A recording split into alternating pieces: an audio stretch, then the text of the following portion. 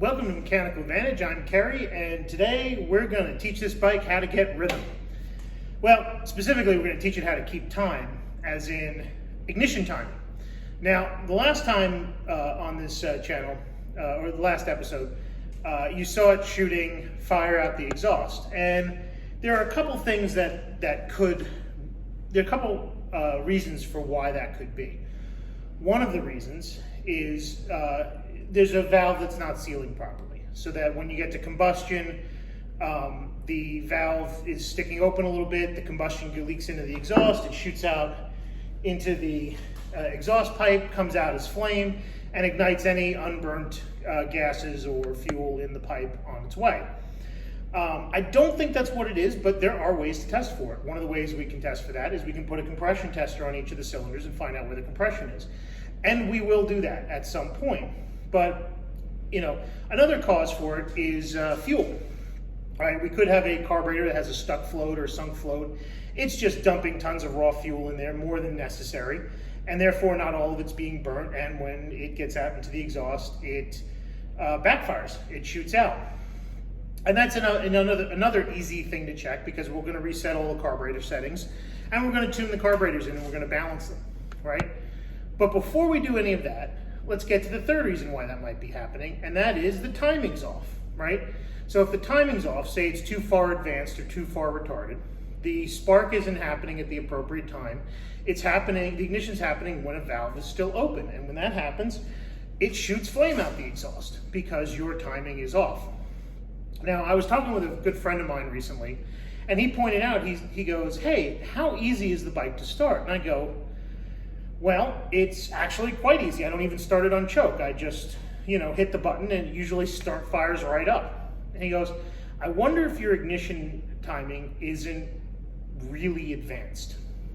And by really advanced, he means that the spark isn't occurring, or the spark is occurring before the piston reaches top dead center. So there's a certain number of degrees if you think of an engine crankshaft like a circle, right?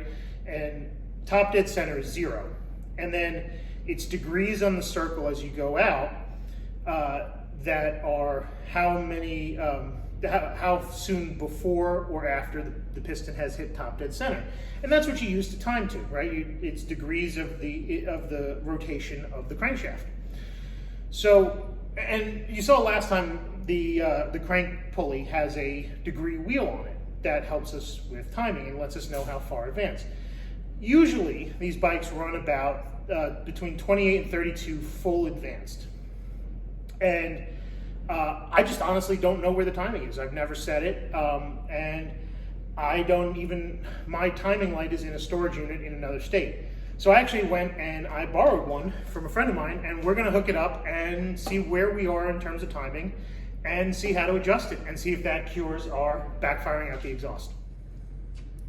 Now, before we get to timing everything with the distributor, with the timing light, I want to take a look inside this distributor and see what it is we have going on and make sure a couple of things work. So one of the ways we release the distributor here is undo clips on both sides. And you just kind of want to remember the orientation. Even though these are only going to line up one way, you can install the cap 180 degrees out. And this is our number 1 cylinder. This is our number 3, 2, 4. I think that's the firing order, but I'm sure if I'm wrong, somebody will correct me. And in here we can see this is the rotor, and the rotor will make contact with the posts inside the cap here, and that's how it knows to fire the plug. And one of the things I want to check on the rotor is I want to check that this moves one direction like this, but doesn't move another direction. Now, why is that important? Well, this little bit of movement right here, that's the advance, and this movement is about 20 degrees worth of timing, right? Now, these are just pressed on, so you can pull it right off, and you can pull the cap off, and in here we see the breaker points. Now, just to get in a little closer here, right here is the point itself, and this is what we check for gap. you know, sometimes you hear point gap, the two clackers right here, the space between them when they're at their most open has to be, I believe it's a 6/1000th of an inch. And that was something I checked last time, but I didn't have the chance to do it on camera. So I just wanted to get in here and show you. In fact, let me get a little closer with the camera. And here, you can see, there we are. So here's the point clacker right here. Can't really move it. You know, where's that wrench? So here we go. I got a wrench on it, and you can see as I move the crank, you'll see the point, the cam in the distributor. This is the cam right here, this oddly shaped square thing that goes around. As it moves, you'll see it open the points. Hopefully. If the points have closed up, then we gotta reset them. Okay, up, and you're starting to see them ramp up to open. Here we go. Yep, and there they are, just about full open. So that gap right in there is what we set last time. And I just dropped another thing. Great. So that we know is good. We know we're getting spark. And we know the advance mechanism works. So the only other thing I would usually check is the distributor gear drive orientation. But since this is an 009 VW distributor, it actually doesn't matter where the orientation is, because I can just rotate the housing until I have the right timing. On the earlier ones, they would have a large vacuum advance unit here that would prevent you from moving the distributor because it would hit parts of the engine. Now, right here is the hold down nut. So if I needed to remove the distributor, I just remove this one nut and the whole unit comes out.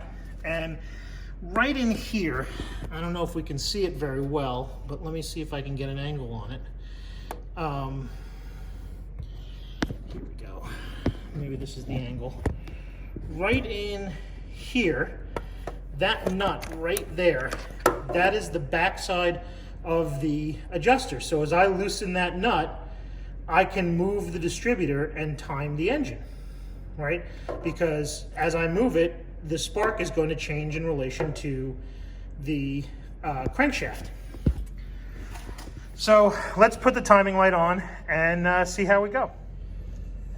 So here, hopefully you can see on the front of the crankshaft, there are all these numbers. These are how many degrees before and after top dead center the engine is spinning, right?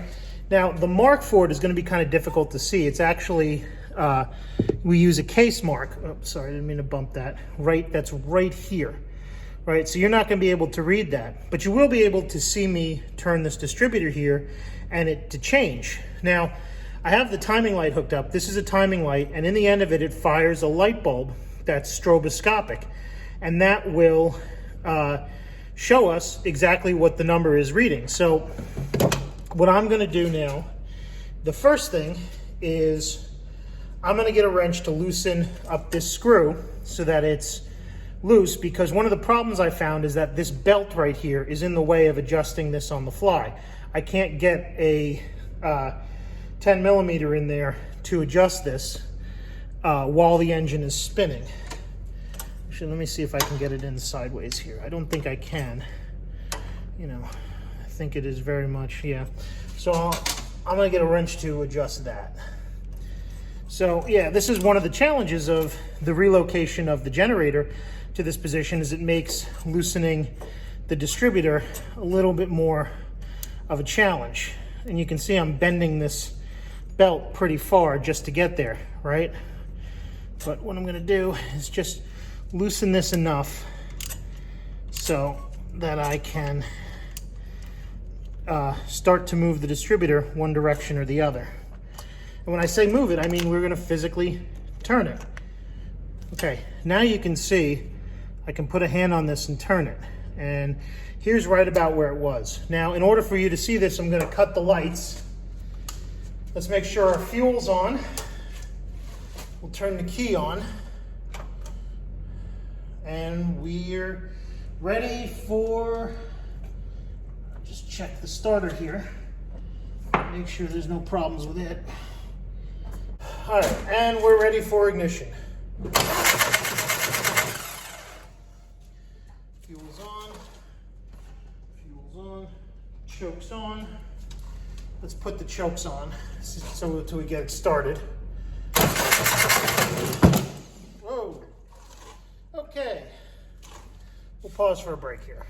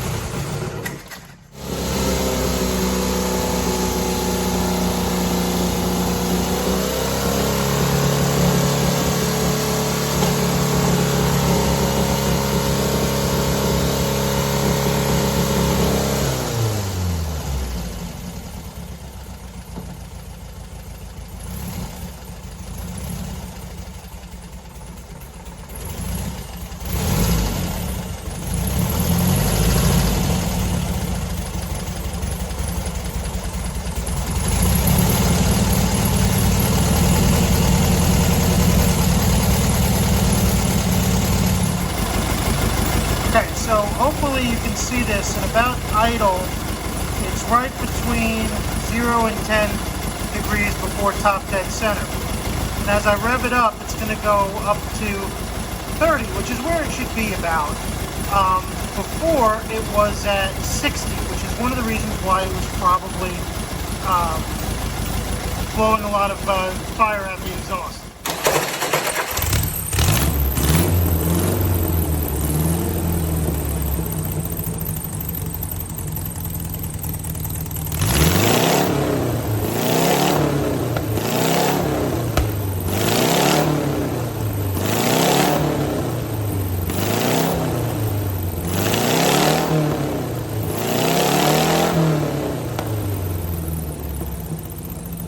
So now, as you've seen, it seems to be running a lot better. In fact, no backfiring out the exhaust at all. Just the usual little puff of oil smoke that you seem to get with an air-cooled engine that hasn't been completely warmed up. And, you know, there's probably some junk in the pipes, too, that's burning itself out as we go. I haven't cleaned these out, and God knows what's built up inside of them. But for the most part, now we have a decent idle. It runs really crisply through the RPM range. No big column of flame shooting out the exhaust. I think the timing, setting the timing really did a good job toward getting this bike to run much easier and much cleaner. There are still a few things we would like to, I'm going to go through and check. Chief among them being I want to check for air leaks right now because as you heard earlier, it tended to settle right around at 1200 RPM idle and then slowly made its way down. And I suspect that's probably because there's an air leak somewhere between the carburetor and the intake or the intake and the head, something in that range. Until then, I hope you've enjoyed it and I will see you next time.